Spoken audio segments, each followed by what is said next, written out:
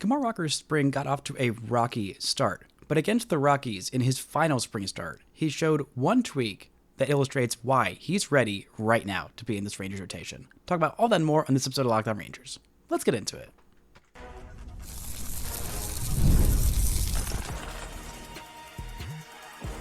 You are Locked On Rangers, your daily Texas Rangers podcast, part of the Locked On Podcast Network, your team every day.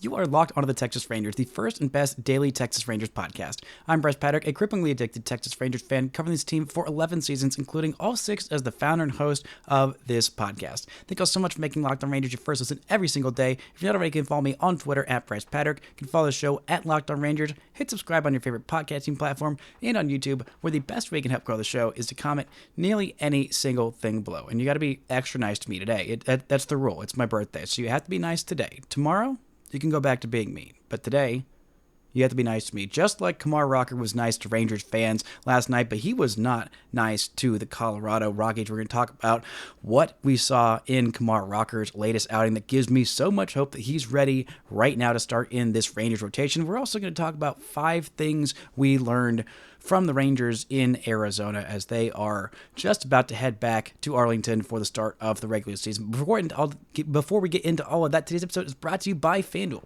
Right now, new customers can get $200 in bonus bets when your first $5 bet wins. Now, last night was almost assuredly the final start of spring training for Kumar Rocker against the Rockies, and the first couple of starts for Kumar Rocker were bad. They were just straight up bad. The first outing was very painful. He made it about an inning and just got roughed up. Did not look like he was quite ready. His mechanics were a little bit out of sync. Chris Young said that, that the top half and the bottom half of his mechanics were just milliseconds off, and that was leading to a lot of misses and just not a whole lot of success. In his last start against the Rockies, he looked better than the numbers would indicate. A lot of just weak contact balls that were not hit hard, just finding holes, and a little bit of defense not really helping him out. But he also wasn't particularly helping himself out. Another rough outing. His ERA was, I believe, over 20. And at this point, after 2 runs given up in 4 2/3 innings, his ERA for the spring is down, I should say, to 13. Now, you may be seeing this and thinking, what? Why is a guy with a 13 ERA finally ready? Oh, he didn't even go 5 innings in this one.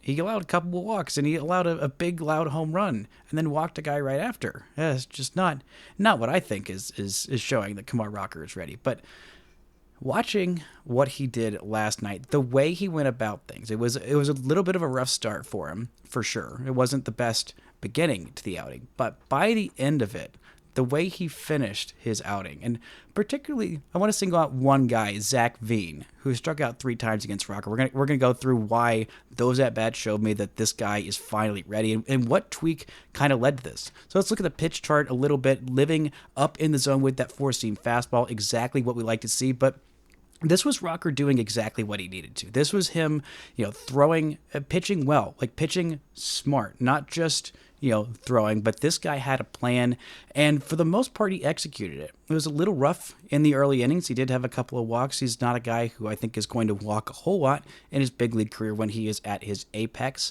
He is going to give up some hard contact, especially this year. The 4-seam fastball, the movement profile on it isn't amazing, and he's throwing it just far too often, just right in the middle of the zone. I mean, he was averaging 97 miles an hour with the fastball last night. During the regular season at the big league level, he averaged 96. He went all the way up to 98, but really between that 96 to 98 range last night, I think that's probably where we're going to see him. In the minor leagues, we saw him more in the upper 90s, but he threw 76 pitches last night, went 4 2/3 innings, struck out 8 in 4 2/3 innings, and gave up a couple walks, gave up 3 hits, including a pair of runs on that 2-run home run. But basically after that home run, he was locked out. And the change that makes me very confident about Rocker being capable of being a starter, at least maybe not, he's not going to be number 1 in this rotation, but don't get it twisted. He's not going to be the number 2 in this rotation. He's not even going to be the number 3 at this point. He's going to slot in as the 4 or 5, but he's going to give you solid, serviceable starts because of one tweak. So there's been a lot of confusion about Kumar Rocker's breaking ball. Is it a slider? Is it a curveball? Is it something entirely different? Well, StatCast, originally the pitch that he was throwing the most last year, well, second most behind the four-seam fastball, it was the slider. He grips it like a curveball, throws it like a fastball, comes out as a slider. Now, he can manipulate that into two different velo bands. So he also goes back and forth of calling it a slider versus a curveball. And now I'm not going to call it a rock ball anymore because it's not just one pitch. It is two pitches. And he was emphasizing that slower curveball a whole lot last night. The slider, when he threw it in the zone last year, he could throw it for strikes, but a lot of times it would get hit. Because he just had really the one version of it, the four-seam fastball was hittable, but he had a slower curve, a slower version of it, that he just didn't throw that much. He literally threw it 2 times last year. He threw the slider 84 times in the, almost maybe 200-ish pitches that he threw last year. But in this game, the pitch mix was different. He threw 31 four-seam fastballs. He threw 29 curveballs and 7 sliders, 5 changeups, 4 sinkers. A couple of those sinkers got away. I think the reason that he's not throwing the sinker, even though it's got a better movement profile, it's around the same, velocity range. It was averaging 97.0 miles per hour, where the four-seam fastball was averaging 97.2. So basically the exact same. The changeup, he was throwing quality changeups. You got 2 swings on that, 1 swing and miss. One was fouled off, so never put in play. He also got some called strikes on the changeup early, but having those 2 different versions of the curveball and the slider, the curveball, 11 swings, 7 swings and misses, just disgusting. The slider, he only threw it 7 times. They swung at it 4 times, and they fouled it off once, and then they swung and missed every other time. And these were not like close pitches. These are ones in the dirt where you see it, and you see the pitch, the end result. You're like, how did you swing at that? That was way in the dirt. But it just comes out of the hand so differently, and having 2 different versions of it is incredibly effective. I mean, look at this first plate appearance against Zach Veen. Zach Veen saw him 3 times, and he struck out on curveballs every single time. First time, swing miss below the zone on a curveball. Then a four-seamer out of the zone, takes it. Then another curveball in the dirt, chases it. Another four-seam fastball, misses. And then a third curveball in the dirt, boom. Cannot see it. Good night. Good morning, good afternoon, good night, with a few how do you do's in between. Then, the second time, Veen faced him. Got a called strike early on with that curveball, so he's throwing it. They have to respect it. They have to respect that he can throw that curveball, not just for a strike, but for a quality strike. If you're watching on YouTube, you look and you see it is a curveball. First pitch, 0-0, pitching backwards. So instead of, usually early on in counts, you'll throw a fastball early to kind of establish those strikes. And then, once you get ahead in the count, then you can throw that breaking stuff in the dirt, and you get those swings and misses. But no, he's pitching backwards. It's like, okay, so now when you see the curveball, if you think in the back of your head, oh, maybe it's going to be in the dirt, I just take it. No. Once it's been established you can throw this pitch for a strike, then you get even more chases, more expanding of the zone. I mean, he was out of the zone a lot last night. I mean, the curveball was only in the zone 28% of the time. And when they're putting it in play, when they're swinging at it, they keep swinging at it out of the zone. If you respect it, that you can throw it for a strike, then you can throw it out of the zone more often. That's something that Jack Leiter is working on, and that will unlock a whole thing for him. But then, later on, he had the next pitch was a four-seam fastball right on the edge of the zone. Honestly, probably should have been called a strike. Then another four-seam fastball right at the top of the zone where he can't get hurt. Not in the middle of the zone, which is where he allowed all his hard contact. Just please stop throwing that four-seam fastball right down Broadway because it's going to get mashed. It just is. But then they foul it off, that strike where they can't get to it. It's in the zone. They have to swing because it's going to be a strike no matter what. Couldn't do anything with it because it was a quality strike. And then he's ahead, 1-2, throws that curveball in the dirt. Boom. And then the final time that he faced Zach Veen, just so mean. Gets ahead with the changeup, something that he didn't throw very much. He only threw 5 changeup. This one, I know it's right down the middle, but there's no way Zach Veen is expecting it. He has not seen it all night. It has only been thrown 4 times before that. Then, boom, swinging strike, curveball in the dirt. Then he throws another curveball in the dirt. He swings at it, just barely gets a piece of it, and then throws that slider, a different version that's about 10 miles an hour harder than the curveball, for swinging strike 3, his 8th strikeout of the night, and he's done. This is it. This is Rocker. This is the best version of Rocker. Yes, the sinker is still a bit of a work in progress. I would very much like him to use it more, but he's not quite comfortable with it yet. Still haven't seen the cutter. It's fine. You can live with that. The changeup he's throwing in spurts, enough to keep hitters honest, enough to give another look. It's got some nastiness, and even some of the balls that were called, it should have been more strikes on that changeup. It looked really good.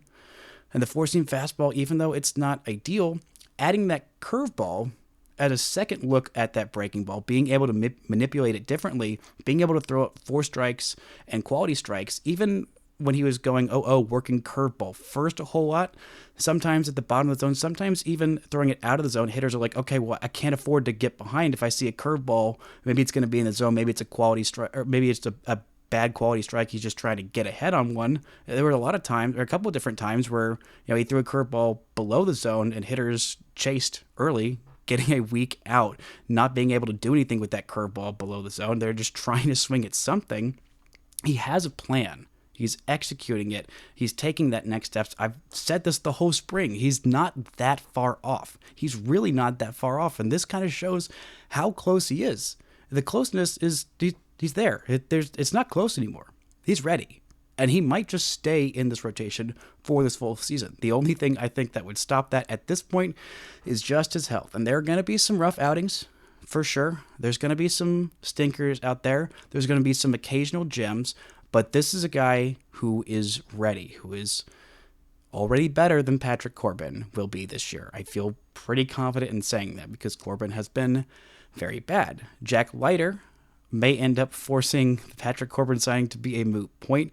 Maybe Cody Bradford is back and ready, and once Bradford's ready and built up to a starter's workload, he absolutely needs to be in this rotation over the guy they signed for some depth innings, but it's still, maybe it was that signing, maybe Rocker was already trending towards this, but maybe that was the thing that lit a fire under Rocker and unlocked that last little bit. This curveball just really sets up everything else in his arsenal. Even though the changeup and the sinker, and we haven't seen the cutter, even though those are works in progress, the four-seam fastball has some problems, but adding this curveball makes the slider even better, adds another double plus pitch on him that just sets up everything so perfectly. Everything was what I've been looking for from everything last night was everything I've been looking for from Rocker this spring. And it showed you, hey, this guy is freaking ready right now. Coming up, we'll talk about some of the other things we learned this spring about his former Vanderbilt teammate, his maybe opening day roster teammate, about this pitching staff, and some really, really exciting signs that Wyatt Langford is going to crush it this year. All that and more right after this. This show is brought to you by FanDuel. March Madness is here, and FanDuel is giving you the chance to get on the action like never before. Right now, new customers can get $200 in bonus bets when your first $5 bet wins. That's 200 extra bucks you can use on everything from buzzer beaters to Cinderella stories, even who's cutting down the nets. They've also got odds on AL Rookie of the Year right now. Jack Leiter is at plus 4,000, way down there behind Marcelo Meyer, behind Jace Young, brother of Josh Young. Kumar Rocker right now with the 7th best odds at plus 1,600 guys ahead of him. Jackson Jobe, the only other pitcher. Actually, I'm not sure if Will Warren is a pitcher. I think Will Warren is a pitcher as well. So the 3rd best odds for any pitcher to win AL Rookie of the Year, plus 1,600. Those are some decent odds with how darn good he's looking this spring. So go check out all the action on FanDuel.com and get in on the college hoops action all tournament long. The show is also brought to you by Gametime. There's nothing better than catching an MLB game live. The crack of the bat, the roar of the crowd, the smell of the ballpark food, and if you're looking for those last-minute go-to tickets, Gametime makes tickets even easier. With last-minute deals, all-in pricing, and the lowest price guarantee, Gametime takes the stress out of buying MLB tickets. Plus, prices drop as the game time gets closer, meaning you can score an incredible deal. I mean, that's what happened with me. I was going to Kumar Rocker's first start in Arlington last year. I used Gametime. It was the best way to get tickets. They made it so easy to find these tickets, and I got an incredible deal. So take the guesswork out of buying tickets with Gametime. Download the Gametime app, create an account, and use code LOCKEDONMLB for $20 off your first purchase. Terms apply. Again, create an account and redeem code LOCKEDONMLB for $20 off. Download Gametime today. Last minute tickets, lowest price guaranteed. Shout out to the everydayers for making Locked On Rangers your first listen every single day. I'll be back next week on Monday, starting season preview stuff. Next week, I'll have Grant Schiller on at some point. It'll be on opening day. We'll be doing our debutante draft. And on Monday, I will have 5 bold predictions for the Rangers in 2025. Now, one last thing before we get off of Kumar Rocker. One of the things why I wanted to illustrate those 3 different at-bats to the same person, not to single out that Zach Veen is going to be bad. He's been a top 100 prospect in baseball for 3 of the last 4 years, and was all the way as high in Baseball America as the number 22 prospect in baseball before 2022. But the reason that I wanted to point that out is because this guy saw so many different rocker curveballs and kept swinging and missing at those rocker curveballs in the dirt. He kept chasing him. So it's that good that you could see it 3 times through, see it, 2-3 times per plate appearance. And even when you're seeing it for a 3rd time, you're still not doing anything with it and still chasing it in the 3rd. That is the sign of a just deliriously effective pitch. Now, speaking of some deliriously effective pitches, the number one thing we've learned from spring training this year is that Jack Leiter has some new pitches, and they are good. They have unlocked a whole lot of different things, a lot in the same way that this curveball, having multiple different versions of the curveball for Rocker, unlocks different things for him. With Jack Leiter, there were some serious questions of if he can stay as a starter, or is he just going to be a really good bullpen guy, which there's no shame in that. I thought at worst, Jack was going to be just an elite closer. Not ideal when you're picking a guy 2nd overall that he ends up in your bullpen, but still not a horrific effect. But with 2 years of things backing up and not making a whole lot of changes, not making a whole lot of improvements, just the same kinds of mistakes, Jack Leiter comes into camp. Last year he took some big steps forward, especially towards the back end of the year. And with the velocity ticking up a little bit, with not missing the same exact way, not making the same exact mistakes of missing glove side every single time with the fastball, and not being able to land the breaking stuff for quality strikes. He took those steps forward. He won the AAA PCL Pitcher of the Year award for a very good year in AAA.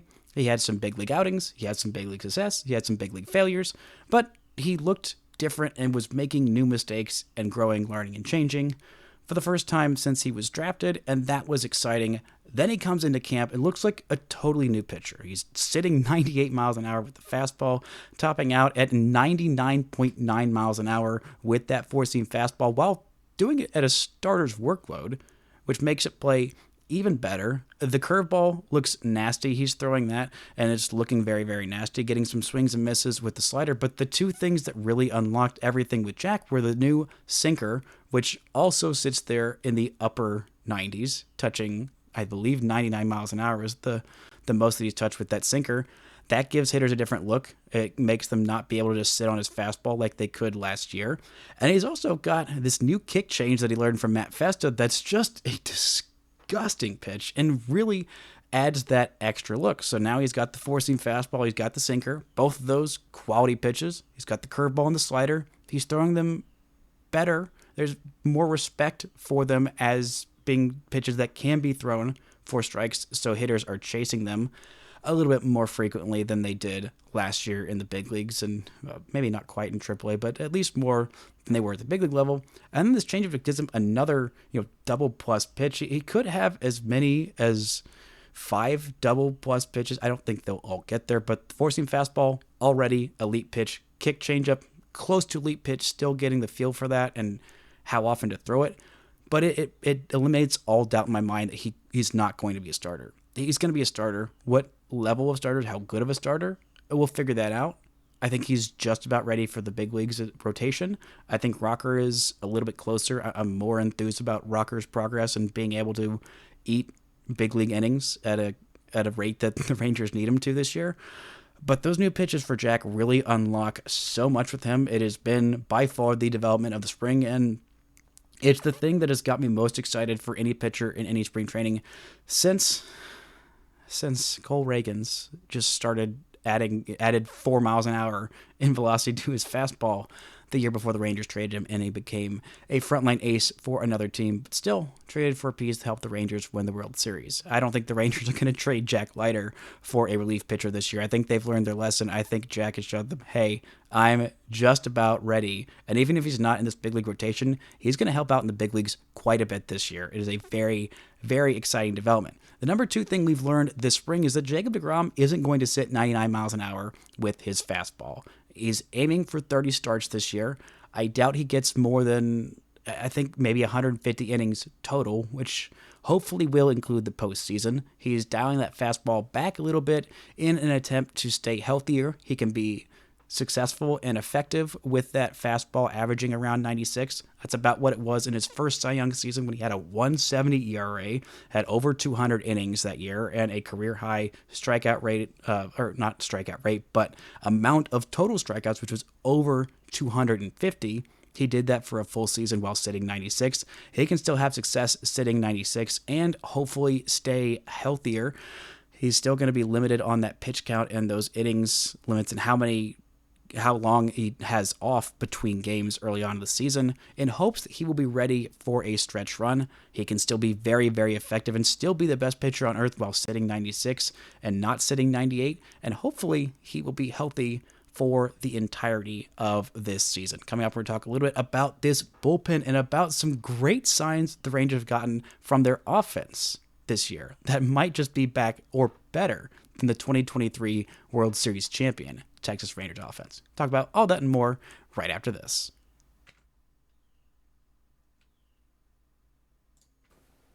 The NCAA tournament is here, and so is the Bracket Breakdown. Locked On Podcast Network and Amazon Fire TV channels are teaming up to deliver NCAA tournament coverage like never before.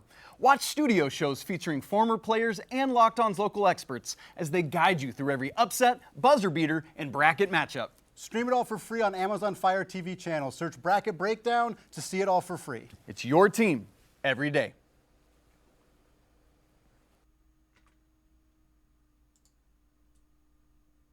Now, since we are almost at the end of our time in Arizona, or at least the Rangers' time in Arizona this year, we're talking about what we've learned this spring. We learned that Jack Leiter has a new pitch mix that's changed everything. We've learned that Jacob deGrom isn't going to sit 98, 99 miles an hour, and hopefully that will help him stay healthier.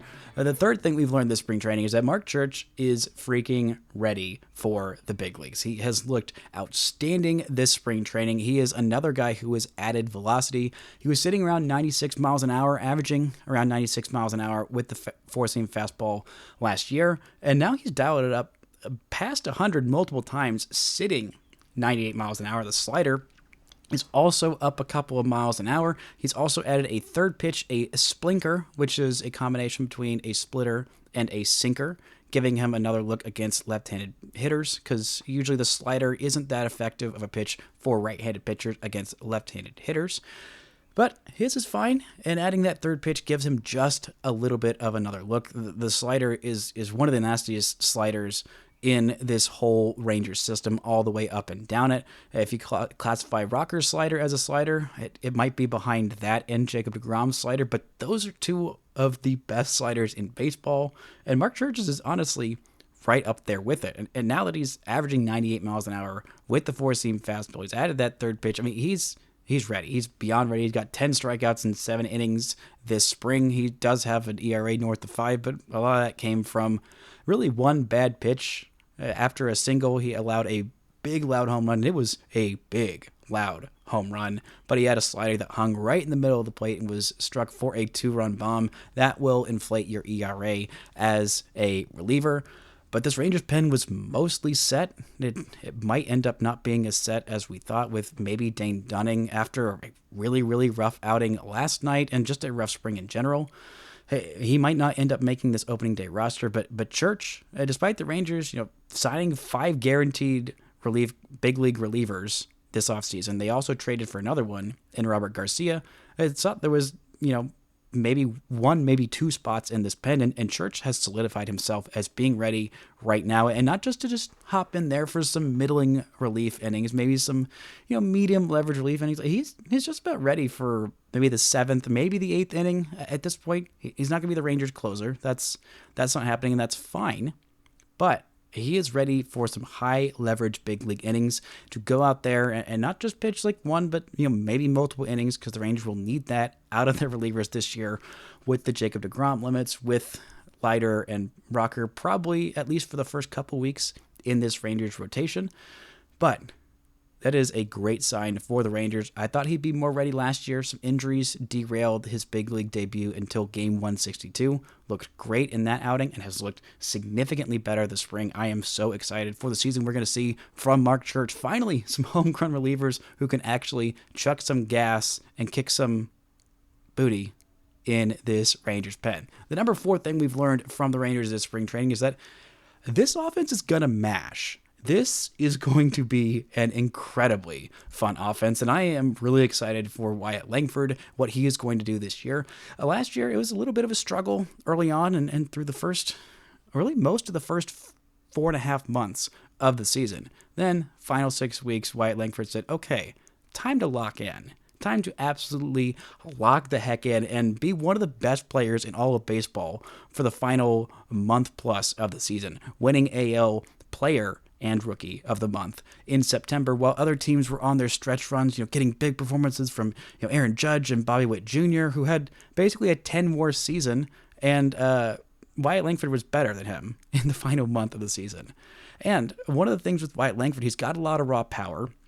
He didn't really hit the baseball very hard last year. He made good swing decisions towards the back half. He was a little too passive early on, knows the strike zone well, doesn't swing and miss a whole bunch, but he didn't really hit the baseball hard. Despite him being very big, very strong, didn't hit the baseball very hard very often. I mean, his max exit velocity last year was 111.9 miles per hour. And in the last game, the most recent game for him, he hit the ball harder than that, multiple times. Actually, not quite, but 111.1 miles per hour and 113.2 miles per hour. And Corey Seager also hit a ball 114 miles an hour. Not the hardest hit baseball of the spring by any Texas Rangers player. You may guess this. No, you probably won't, because the hardest hit ball by any Ranger this spring was the then 18-year-old, now as of 3 days ago, 19-year-old Sebastian Walcott hit a ball 115 miles an hour, and everybody in this lineup is crushing it, hitting the baseball incredibly hard. Josh Young, lots of hard contact. Josh Smith, way more hard contact than we saw from him last year. Jake Berger, hitting the absolute tarnation out of the baseball. Adolis Garcia wasn't hitting the ball very hard. Took some time off because of the oblique injury, came back, absolutely crushing it. And Wyatt Langford, absolutely obliterating baseballs.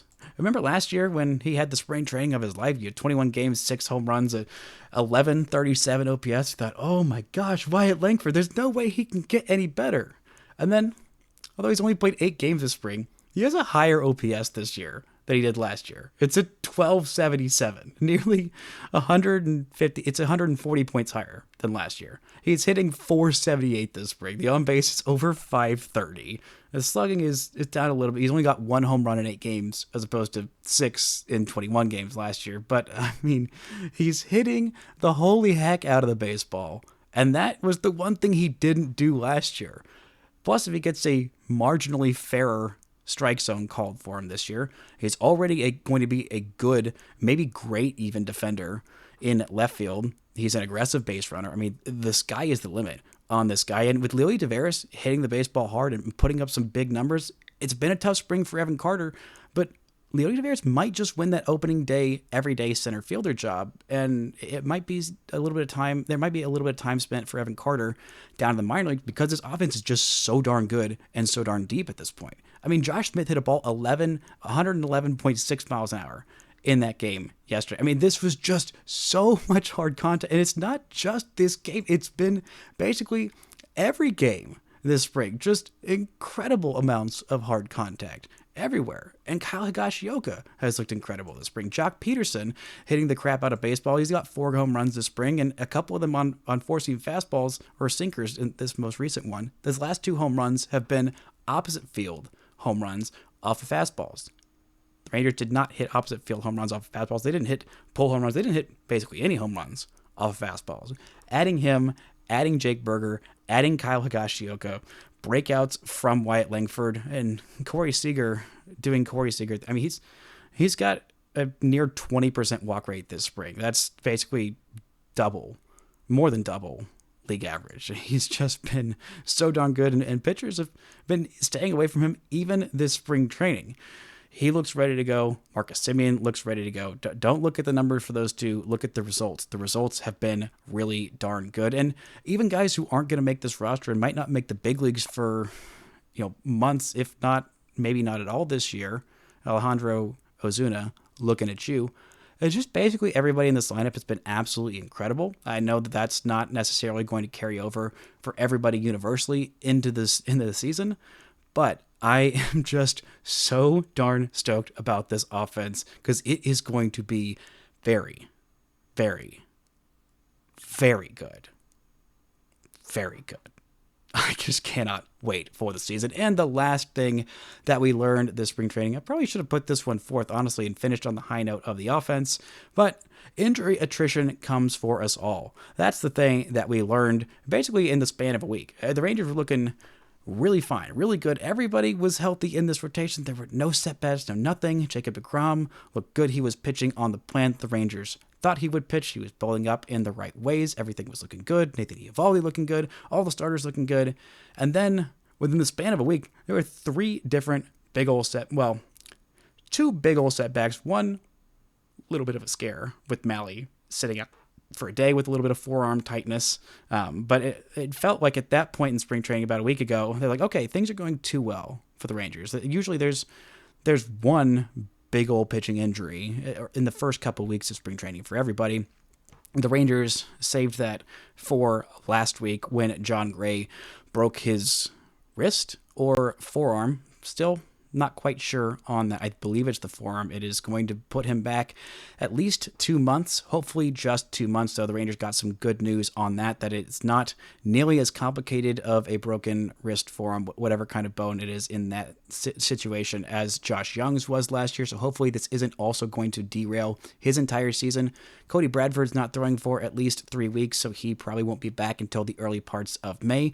Huge bummer because the Rangers had a great season from him, and I was looking forward to seeing how much he was going to build on it this year. I think he still will, but it would have been really nice to get a fully healthy and full workload season from him. Tyler Malley had a little bit of forearm soreness last week, just took a day off, felt better the next day, and looked great in his most recent outing. So the Rangers thought they had enough depth, and then they go and sign Patrick Corbin because they're like, I don't know if we necessarily do have that depth, because behind the Vandy boys, there's not a whole lot there. So if they're not actually ready, you needed someone of a floor raiser. Corbin is the floor, but he does raise the floor slightly. So the Rangers did their best to prepare for all those injuries. Alas, there's only so much you can do for that. But even if they're chucking a guy out there every fifth day, if he's taking the ball every fifth day, throwing 100 pitches, giving you about 5 innings, and even if he's giving up 3, 4, 5 innings in all of those starts, this offense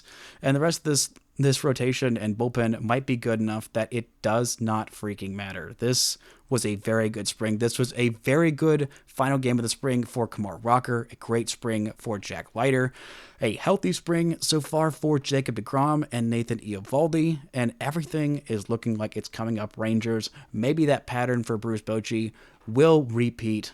Championship, missed playoffs, championship in 2025. Who knows? But we know we learned a whole lot more about this team in spring training than I really anticipated, and I am so freaking stoked for opening day next week. That's going to do it for this week's shows. Thank y'all so much for listening and subscribing, and until next time, don't forget to enjoy baseball.